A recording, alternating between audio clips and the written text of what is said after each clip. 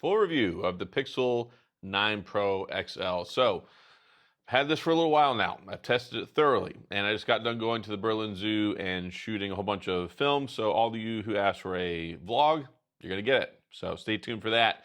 But overall, I like this phone a lot. I have to say, it's one of the two most improved phones of this year. So, at first, I said the Sony Xperia 1 Mark 6 was the most improved. I still think by a hair it is, but I'm very happy with the improvements we got here with Google because you don't really expect that. Like Google, they do stupid stuff all the time. So they have significantly boosted this phone. So the Tensor G4, that's one of the biggest question marks folks had a lot of questions about because they're like, hey, is it going to be better? Are we going to get rid of the heat issues? Is the battery life finally going to be usable? Can the signal be more reliable? And it fixed all those things. And I can very happily say it's fixed those things. And even carrying this around and using it side by side with my iPhone 15 Pro Max, this thing is kicking my iPhone 15 Pro Max's butt. It's kicking it in battery, it's kicking it in signal. It doesn't get hot. My iPhone 15 Pro Max is an utter mess. I cannot wait to get rid of it. It, I think, is probably the worst iPhone that I've ever had, which is sad because when I first got it, it kind of felt like the best iPhone. Like I enjoy what it brings to the table, but it is a mess when it comes to heat, charging, Wi-Fi, and the signal. All the things that plagued the Pixels is now plaguing it. So I like this phone a lot. I like the size. I like the big screen, and I also have the Pixel 9 Pro. It's waiting for me at home along with my Pixel 9. So I went ahead and ordered one. I don't have a Pixel 9 Pro Fold yet. I'm on the fence about that one.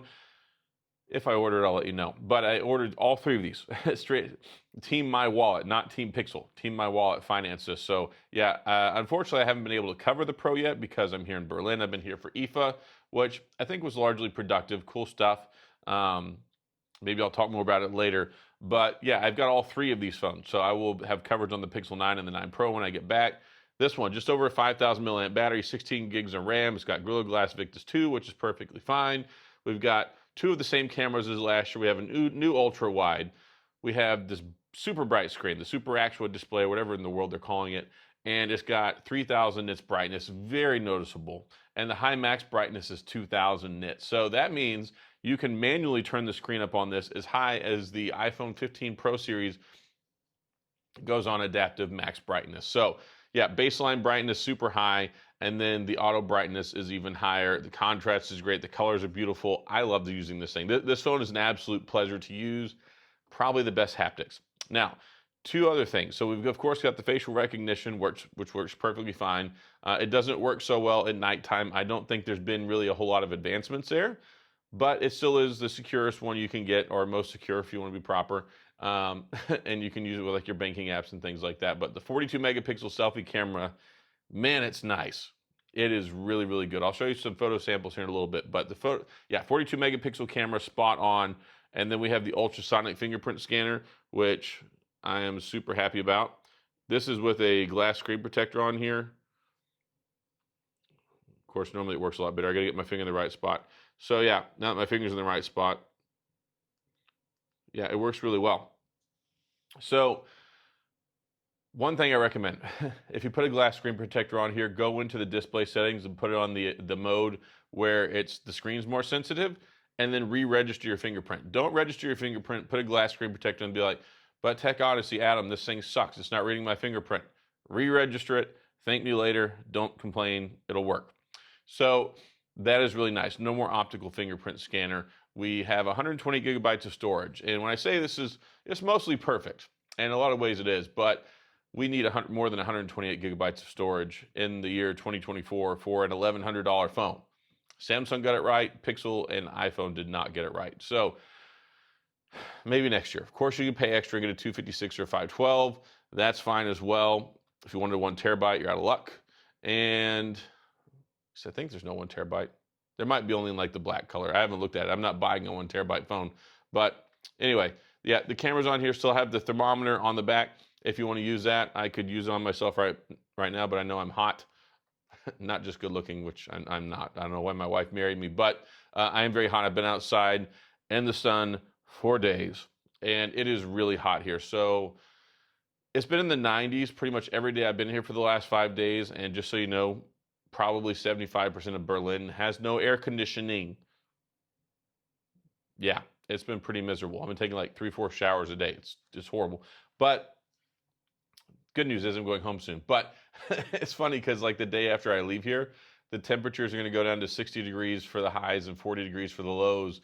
And it's been highs in the 90s, lows in like the lower 70s. Anyway, so it's been uncomfortable. But yeah, let's show off some of the camera samples. So I want you to see some of these things. The cameras are very good. I think they still need a little bit of fine tuning though, particularly with the portrait mode. So the regular photo is mostly good. A lot of times you may want to opt for doing a 2-time crop to zoom in on the photo as opposed to the portrait mode, which gives you kind of relatively similar picture effect. But the bokeh, I've noticed some issues with the fringing around the edges where it's kind of blurred where it should be more sharp. This is something we've had issues with Pixel phones in the past. They're not perfect. Google needs to work on their algorithm, fine-tune this stuff, and make it better. Because other than that, it seems like most of the photography stuff is pretty darn good. Video is better. Video microphone is better. Video stabilization is better. Video quality is better. And they made a big statement during the keynote saying that this is the best phone for video. And I scoffed at that. I laughed. I was like, yeah, okay, a Pixel best in video. And I still think the iPhone's probably a little bit better, but by gosh, they have made a lot of significant improvements here. So big thumbs up to Google in the video department. Y'all have done excellent there. Build quality is exceptional. You got 37-watt charging if you use the Google 45-watt charger. So we're making headway. We bumped it up a little bit. It's still slower than my taste. It's faster than the iPhone, slower than the S24 Ultra. 37-watt charging, sure, fine, whatever. I mean, I charge my phone once a day, so I don't worry about it too much. This phone will last you all day. You should get over 7 hours of screen on time with normal use, regular mixed use. So yeah, definitely the battery is better, and I'm happy about that. Of course, it's got reverse wireless charging, all that stuff as well. Bluetooth solid, wireless contactless payments, does have the emergency SOS messaging, which I haven't had any emergency, so I haven't got to test it out. But anyway, that's cool. And I think that might be limited to the US or at least North America. And AI. So a couple of things they added, like the Pixel Studio, that's cool, where you can give it some prompts and it'll make pictures. I've done that a lot with Grok on Twitter. This I think is better, and I think it makes better images. So I will give them credit there. That's good. The Add Me feature with the camera, where you can take a photo and then you can hand the camera off and somebody else can go stand in the pose. It's still a little buggy. I tried using it a couple of times and the photo turned out all right. Once or twice, it's like, it's messed up. It couldn't maintain the picture area, especially in low light. I was at a restaurant. It wasn't working very well, but by and large, it's kind of a neat thing if you want to do that. And then, of course, a lot of the AI tasks are a lot faster, about twice as fast, really. And that's really good because the Google Tensor 4 can handle up to 45 tokens per second. So pretty good. I think Google's done a good job with this. You're going to get people that complain, the benchmarks, it's so terrible. Look, it's got over a 3 gigahertz processor. They also upgraded the mid cores and the lower cores. Those have higher speeds on them. They got rid of the 2 primary cores from the Pixel 8 series. So that's brought the heat down a little bit. It does have a new modem, which came out in 2024, which is really good. The modem has been solid. I've had no issues, good stability, good connection, no heat issues. The only time it's heated up on me is when I was out recording in this 90+ degree weather for an extended period of time. It didn't overheat, so that's good. I don't know a whole lot of people who've managed to get it to overheat, but if you tried and you pushed it to the limits and tried to do it, maybe you could pull it off. I don't know. But yeah, it's been a big improvement there because we've had issues in the past with the Pixels overheating when recording video whenever it's outside. But yeah, I like this phone a lot. I think it's probably the best Pixel that they've ever made. I know there's people that are like, oh, it looks like an iPhone, whatever. Half the phones look like an iPhone. And people are like, oh, I don't like the camera bar. That's aesthetics. Put a case on it. It won't jut out as much. This is a UAG Scout case, I think. And I've been using this for my triple. I've been here in Berlin. I like it. My T-Mobile is working just fine here. Of course, you have the screenshots app in here as well. So you've got the Google screenshots, so you can use that, take your screenshots, keep the context, the web page, different things like that. So yeah, there's some couple thoughtful enhancements here.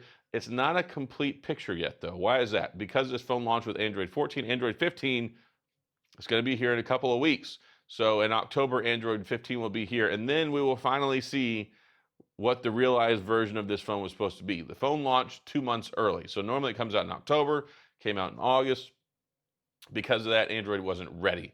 And that's probably why you noticed during the keynote speech, they didn't really talk a lot about AI or features. They didn't even really talk about Android 15.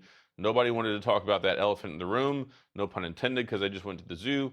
It's one of those things where, okay, I don't know if it was or wasn't ready, but I do think it was a good move waiting, because had they pushed out Android 15 and it wasn't ready, then we would be in a bad position where everyone's like, oh, the phone sucks, it's buggy, blah, blah, blah, all the typical stuff. So good on Google for launching with Android 14, being smoothless and seamless, having a very good operating system experience. The phone was ready to go out of the box. It's been very good.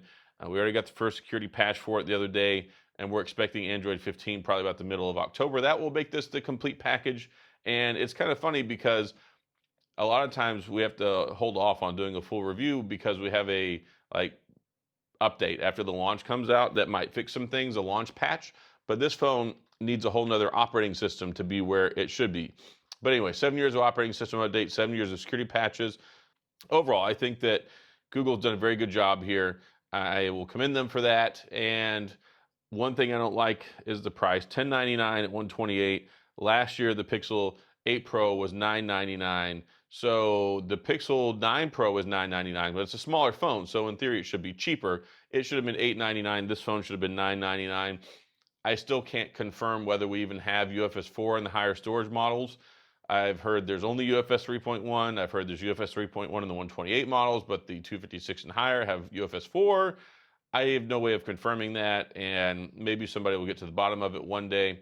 So that's a question mark that's out there that goes along with that. So, I mean, it's not perfect. I said that. I said it's near perfect. There's a couple of things we need to iron out there, but I think this phone would have done better at $999. The Pixel 9 Pro at $899.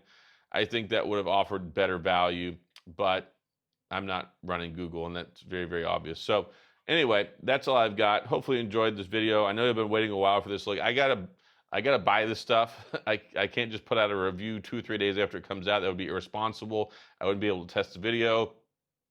It'd be a whole lot better for views, that's for sure.